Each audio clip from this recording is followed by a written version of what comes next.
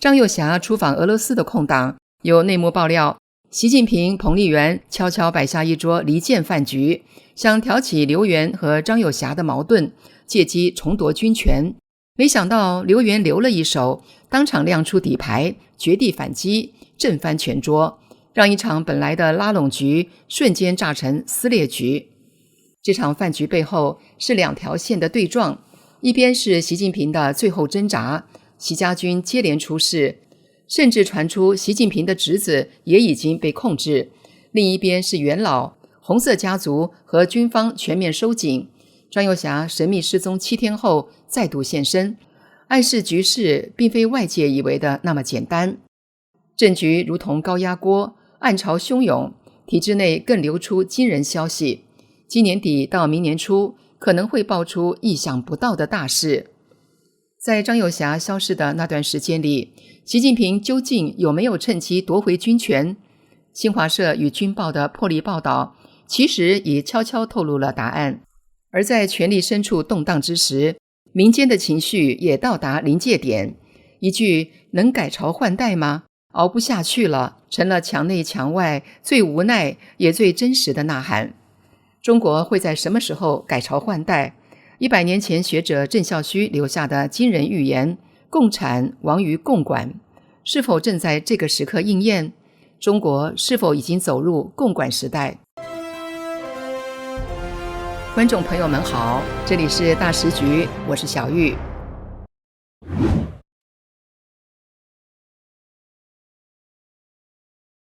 最近的中南海其实比外界看到的更暗潮汹涌。刘少奇之子刘源，这个退下去多年却从未真正从权力视野消失的名字，突然又回到了风暴中心。前不久，刘源戎装出席，肩扛上将军衔，正襟危坐在人民大会堂中，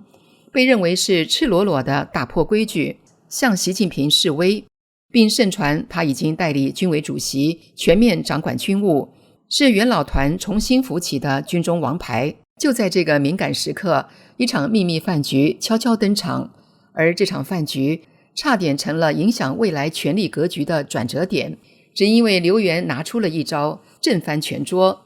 时评人唐晋远收到体制内接近高层人士的独家消息，前不久张又侠出访俄罗斯，习近平、彭丽媛夫妇认为机会到了，虽然习近平的权力已经被架空，元老们让他按照华国锋模式挂名领袖，不得添乱，但习近平本人从没有放弃翻盘的念头。就在张又侠出访俄罗斯，短暂离开北京的那几天，习近平和彭丽媛借口私人聚会，在京城某处悄悄摆了一桌酒席，并盛情邀请刘源赴宴。刘源来了，酒桌上的氛围热烈到非比寻常。习彭夫妇轮番敬酒，主打的就是一张感情牌。他们先夸刘源出身红根正苗，在军中和党内的威望都高，令人信服。再提刘少奇当年就居国家主席的高位，最后开始劝进了，刘源可以上位，当总书记，当军委主席更合适等等。这些话的意思已经更明白不过了，一是暗示他们可以支持刘源，二是利用离间计挑起刘源和张又侠之间的矛盾。整桌人都在等刘源的反应，一开始刘源一直没有说话，等到习彭夫妇说得差不多了，他才抬起头，空气突然安静。张主席对你们两口子是不薄的，当初你们是怎么对待他的？他也没有把你们赶尽杀绝，但是你们却趁他出访的时候做出这样的事情。话音未落，刘源伸手进衣兜，掏出一个录音设备，往桌上一拍说，你们别介意，今天的谈话我都录了音，以免将来说不清楚。刘源放出的这一绝杀大招震翻全场，所有人全都傻眼了，酒杯还没放下，饭局就这样结束了。唐晋元表示，该知情人并未透露场景发生的具体时间和地点，他只说到最终双方都不欢而散，同时披露高层内斗依然非常激烈。而刘源的动向早在四中全会前后就被高度关注，尤其是他在胡耀邦民诞110周年座谈会上竟然身穿军装出席，这在军规里属于大忌，许多人直接解读为刘源是在向习近平示威。知情人士还透露，反习派最近的动作可不只是清理门户，而是一路清算到习家内部和习家军的核心圈，连习近平的侄儿都已经被控制，失去自由。而彭丽媛的嫡系山东帮大将前新疆书记马新瑞如今也被内控调查，这意味着反习派已经刺进习家军的腹地。更惊人的是，高层圈子内部也在流传一种说法，如果到了今年底明年初，高层依然找不到解决矛盾的出路，有可能会出现意想不到的大事。什么叫意想不到的大事？没人敢细说，但每个字都像是提前敲响的警钟。这些传闻真假如何，外界当然无法确定，但有一点倒是清楚的，习近平如果还想垂死挣扎，他一定不会放过任何一个翻盘的机会，任何风吹草动他都会抓得紧紧的。咱们再说说张又侠。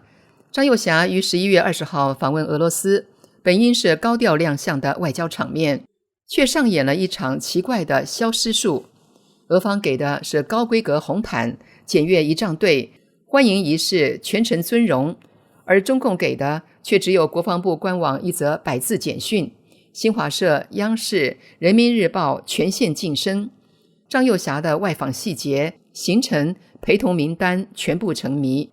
随后张又侠整整隐身7天，引发外界遐想连篇。在当下的中共权力格局中，这种凭空消失恐怕不是好兆头。直到11月28号，他才在中央政治局集体学习的央视画面中重新现身。张又侠已是君王的传闻由来已久，但最近一段时间又突然传出习近平趁张又侠出访俄罗斯期间意图重夺军权的消息，不知真假。但张又侠不在北京这段时间，习近平重掌兵权了吗？从党媒军报的破例报道中得出的答案是否定的。11月26号，新华社发布了一篇介绍全军学习四中全会精神的宣讲活动。文章一开头就特别提到，11月3号全军宣讲首场报告会在北京举行，当天军委副主席张又侠与张申明亲自会见宣讲团成员，听取报告，并提出明确要求。军委会副主席会见宣讲团成员是常规动作，而在过往的报道中，新华社只凸显一个人，国家主席和军委主席习近平，从未提及军委副主席。